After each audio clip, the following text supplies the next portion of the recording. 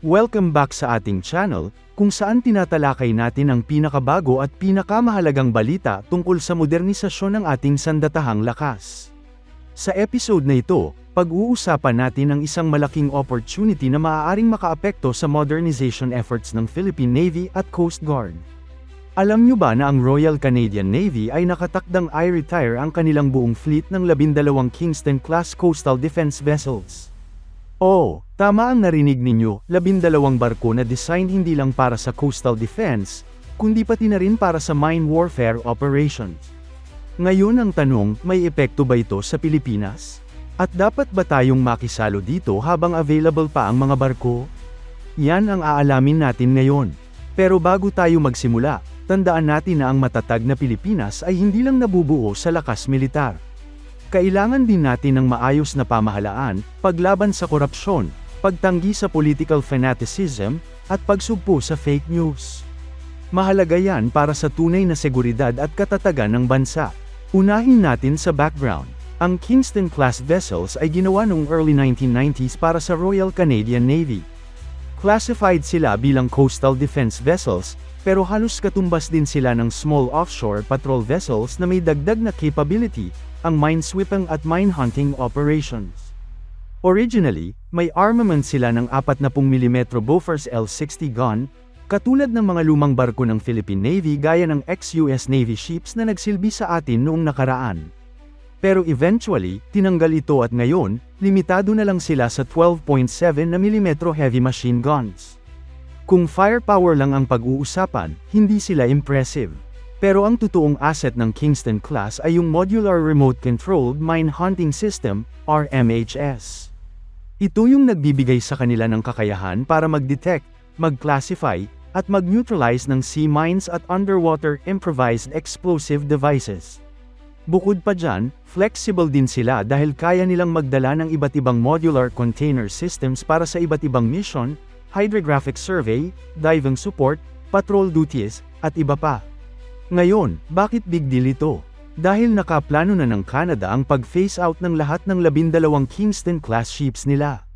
2025 is the 8 units ang sabay-sabay na i-retire. 2026 is the 1 unit. 2027 is the 1 unit. 2028, final 2 units. Ibig sabihin, ngayong taon pa lang, may 8 barko na available kaagad para sa mga bansang pwedeng tumanggap, tulad ng Pilipinas. Kung susuriin natin, sakto ang timing. Kasi lang, kakabuo lang ng Mine Warfare Group ng Philippine Navy. Alam natin na napakahalaga ng mine warfare sa defense posture ng isang archipelagic country tulad ng Pilipinas. Isipin ninyo, may higit 7,600 islands ang bansa, napakaraming choke points, straits, at sea lanes na pwedeng pasukan ng kaaway. At kung magkaroon ng conflict, isa sa pinakamabilis na paraan para i-paralyze ang shipping at logistics ay ang pagtatanim ng sea mines. Pero sa ngayon, limitado ang kakayahan ng Philippine Navy sa larangan ng mine countermeasures. Kaya yung Kingston class, kahit luma na, ay pwedeng magsilbing introductory platform para sa atin na matuto at magkaroon ng capability sa ganitong klase ng operasyon. Dito papasok ang malaking tanong, dapat bang kunin ng Pilipinas ang ilan sa mga ito? Una, practicality. Hindi inaasahan ng mga analysts na magiging mahal ang acquisition cost. Ang mga ganitong barko, lalo na kung retired na, ay kadalasan ibinibigay under grant o minimal fee, basta kaya ng recipient country ang reactivation at maintenance costs. Kaya theoretically, kaya ng annual capital outlay ng AFP o Philippine Navy ang gastos para dito. Pero syempre, hindi lahat positive. May mga challenges din. Una, wala tayong kasiguraduhan kung isasama ng Canada ang mine hunting modules kapag ibinigay ang mga barko. Maaaring bare platform lang ang makuha natin.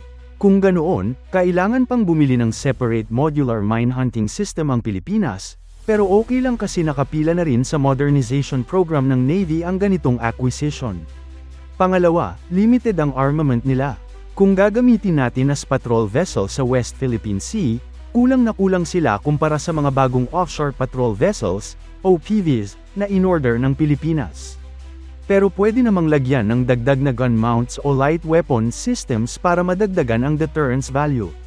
Pangatlo, kailangan natin isaalang-alang ang maintenance at sustainment. Ang mga barko ay halos 30 years old na. Kailangan ng maayos na inspection bago pa i-accept para siguraduhin hindi magiging financial burden. Kung sakaling hindi interesado ang Philippine Navy, isa pang posibilidad ay Philippine Coast Guard. Sa totoo lang, bagay din ang Kingston-class sa Coast Guard dahil pwede silang gamitin bilang maritime patrol platform, pang search and rescue, hydrographic survey, at support sa humanitarian missions. Sa lawak ng ating exclusive economic zone, dagdag barko para sa Coast Guard ay laging welcome. Ngayon, ano ba talaga ang magiging impact nito kung makuha natin ang Kingston-class? Una, mine warfare training ground magiging stepping stone sila para sa Philippine Navy na matutong mag-operate ng mine hunting equipment at mine warfare tactics. Pangalawa, modular flexibility pwede silang i-configure for hydrographic survey, diving support, o patrol, depende sa mission. Pangatlo, affordable expansion dahil mura lang ang acquisition cost, mabilis madaragdagan ang bilang ng barko natin nang hindi kailangan ng malaking budget. At huli, operational presence pwede silang gamitin bilang low-cost patrol assets, freeing up the newer OPVs at frigates para sa mas critical missions. Huwag din nating kalimutan ang geopolitical dimension. Kung makuha ng Pilipinas ang ilan sa mga retired Canadian ships, magiging simbolo rin ito ng Canada-Philippines Defense Cooperation. Sa kasalukuyan, hindi pa ganoon kalalim ang defense ties natin with Canada compared sa US, Japan, o Australia. Pero ito pwedeng maging entry point para mas lumalim pa ang military-to-military relations. At kung tutuusin, sa larangan ng mine warfare, hindi lang sa South China Sea ito relevant. Pati sa internal waters ng Pilipinas tulad ng Sulu Sea, Makassar Strait, at iba pang choke points kung saan posibleng maglagay ng improvised explosive devices ng mga non-state actors, magiging kapaki-pakinabang ang ganitong capability. Pero syempre, kailangan natin maging realistic. Ang Kingston-class ay hindi war-winning asset. Hindi sila frigates, hindi sila missile-capable ships, at hindi sila deterrent laban sa major naval powers. Ang halaga nila ay nasa specialized niche capability, mine countermeasures, patrol duties, at training platforms. Kung mali ang expectation at gagamitin sila na parang frontline combat ships, siguradong madi-disappoint ang publiko. Kaya napakahalaga na magdesisyon agad ang Philippine Navy at Department of National Defense. Dahil ngayong taon lang, 8 barko na ang i-retire ng Canada. Kung may interes, dapat maaga pa lang ay makipag-coordinate na para hindi maagawan ng ibang bansang interesado. Sa history, alam natin na maraming developing navies ang tumatanggap ng retired assets galing sa Canada, US, at Europe. Kaya kung gusto nating makauna, dapat mabilis ang aksyon. So, ano ang final take natin?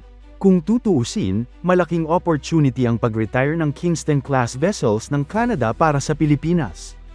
Hindi sila perfect ships, hindi sila heavily armed, at hindi sila bago. Pero bilang affordable, modular, at specialized platforms, swak sila sa kasalukuyang pangangailangan ng Philippine Navy at Coast Guard, lalo na't nagsisimula pa lang tayo sa larangan ng mine warfare. Ang tanong na lang, magiging proactive ba ang gobyerno natin para i-seize ang opportunity na ito, o hahayaan na naman natin na mapunta sa ibang bansa? At dyan nagtatapos ang ating malalim na analysis tungkol sa posibleng epekto ng retired Canadian Kingston-class vessels sa Pilipinas. Ano sa tingin ninyo, mga kababayan? Dapat bang kunin ng Philippine Navy ang ilan sa mga barkong ito? O mas mainam bang Coast Guard ang makinabang?